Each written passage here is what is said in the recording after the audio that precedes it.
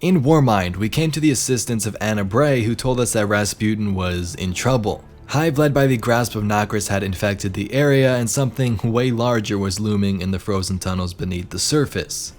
Eventually, we came into contact with the worm god Xol himself and took him down for good. Or so we thought.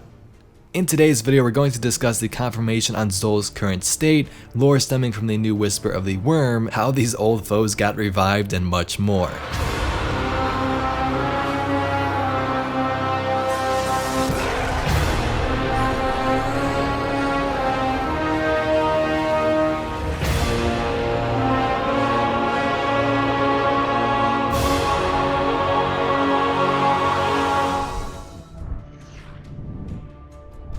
Alright Guardians, welcome back to the channel, hope you are doing well, and let's jump right into today's video.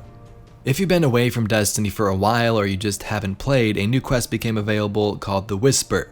If players took part in this, finished the mission in 20 minutes, they could obtain the Whisper of the Worm sniper rifle, which is essentially Destiny 2's version of the Black Spindle. To do this, you had to open up a certain anomaly, complete a jumping puzzle, and then kill tons of enemies. Now there's guides to both that and how to get the secret chest or exotic ship on my channel, but that's not what we're going to talk about in this video. So if you want to learn how to obtain the gun for yourself, there are some guides over on my channel. Shortly after Warmind released, I made a video detailing how Nokris and Xol were probably still alive.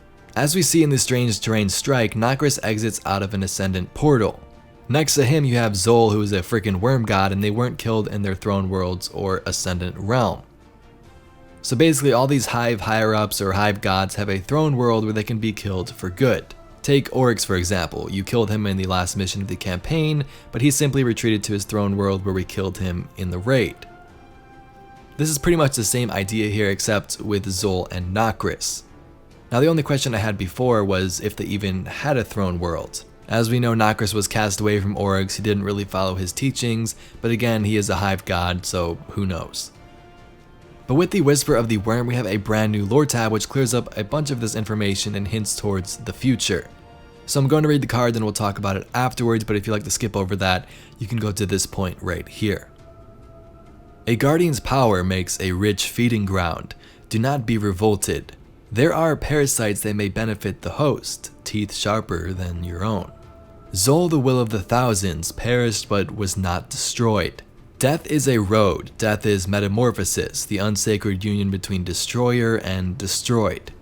The might which defeats a god is also the ambrosia that God craves. The meat-sweet logic of existence asserted by violence, the binomial decision between two ways of being which deny each other. In dying, Xol fed richly. Now came Xol onto the taken upon Io, who fed Xol with plunder and tried to make of it an idol and a commanding will.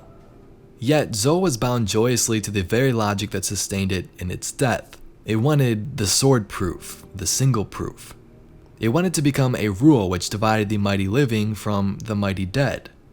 So it whispered the anthem anatheme, the temptation to dominate the objective universe with the subjective will. It said, I shall be an engine to make your desire hegemon over your conditions. It said, wield me and use me to test your foe. This was its worship. So first of all, I love the whole quest to get the gun itself, but reading the lore tab connects it together and really just explains more what happened after the Warmind story. So the worm god Xol is not dead and is still alive to an extent. So most people thought he was dead, but instead he is most likely, like previously thought, in his Ascendant realm, building power and becoming stronger. Now you can kinda compare this to the Touch of Malice, like Xol is part of this weapon, but this time around Xol's not actually dead because we didn't kill him in an Ascendant plane. The lore tab tells us of taken forces on Io and how they fed Xol with plunder and tried to make an idol and commanding will. And while playing through the mission, we also hear some of Xol's lines.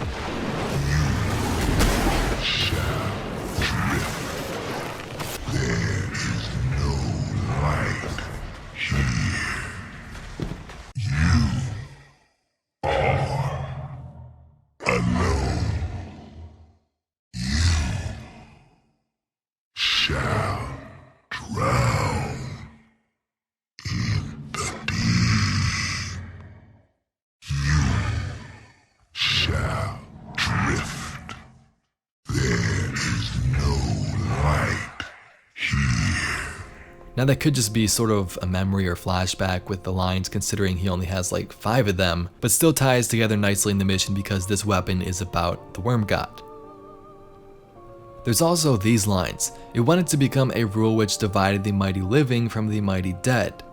I shall be an engine to make your desire hegemon over your conditions.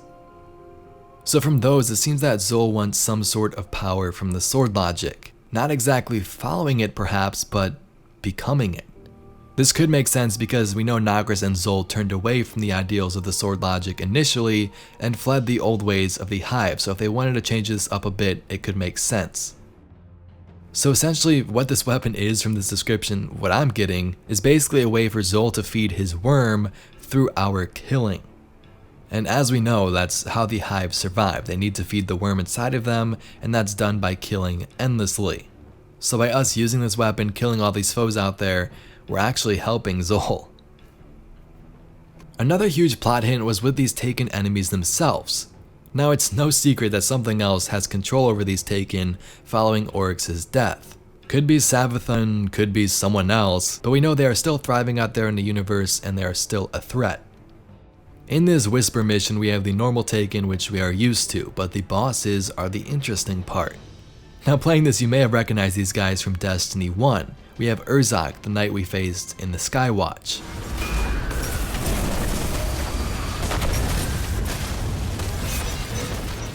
Next we have Valista Ark, who we encountered whether we wanted or not on Mars. And lastly, Drevis was a Wolf Baroness leader for the Silent Fang in the House of Wolves expansion. So you could be like, alright, we killed them, now they're taken, who cares? The thing is though that we killed these enemies in year 1 of Destiny 1. They were dead and their threat was no more, but in this Whisper mission we see they are taken somehow, and how is that even possible? We killed them before Oryx arrived in the system and would have the chance to take them, they were already dead. Now of course we don't have exact confirmation yet, but this brings up Nokris. Nokris is a necromancer, which means he can revive dead entities and bring them back to life. So if we are speculating here, Nokris could have resurrected those Destiny 1 enemies, Ta'ark, Drevis, and Urzak, and something else could have took them shortly after. Nokris. That name sounds familiar. He's one of Oryx's sons. Nokris was weak in strength but had a brilliant mind. He abandoned Oryx and sought forbidden power. I've translated what Hive Apocrypha I can. This Nokris is even worse than we thought. We're talking necromancy. Endless cycles of suffering and death, all in the service of a giant worm god. Point. So of course they explode, but they've been killed and reanimated so many times that they have lost like all sense of being able to walk around like a real fallen, and so they crawl like spiders. Of course we don't know who's in control of the Taken, but whoever it is, they made whatever's happening in this mission possible.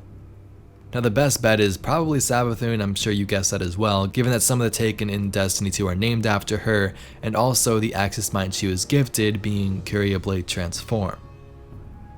Now this isn't the only time this happened. There's another example in the PlayStation exclusive Strike, the Lake of Shadows. The end boss here was taken after the Red War, which doesn't make any sense considering Oryx is dead. Welcome to Operation Stormcoat, Guardian. The Taken run rampant out here, even without their king to lead them. You're fighting symptoms. We have to have the source. Leader guide their will. This is the most ambitious Taken operation since Oryx led their charge. The former Taken king. Yes, Ikora has mentioned his sisters. The Taken compromised a Red Legionary. It would explain how organized they've been. Without Oryx, I didn't think they could still, well, take. Ikora and I will investigate. Meanwhile, contamination is clearing across the region. So there you have it, Guardians. Xol is still alive, Nokris probably revived those old enemies, and someone took them shortly after, which probably was Savathun. Let me know your thoughts on this down below. I definitely love diving into all this Hive lore and, going into the deeper, darker backstories of Destiny 2's story. If you'd like to learn how to obtain the Whisper yourself, there's a video up on the channel, as well as a guide explaining how to open these 6 secret chests and a new exotic ship. So please be sure to like this video up if you enjoyed and subscribe for some more awesome Destiny 2 news and entertainment. My name's Evade and I'll catch you Guardians in the next one.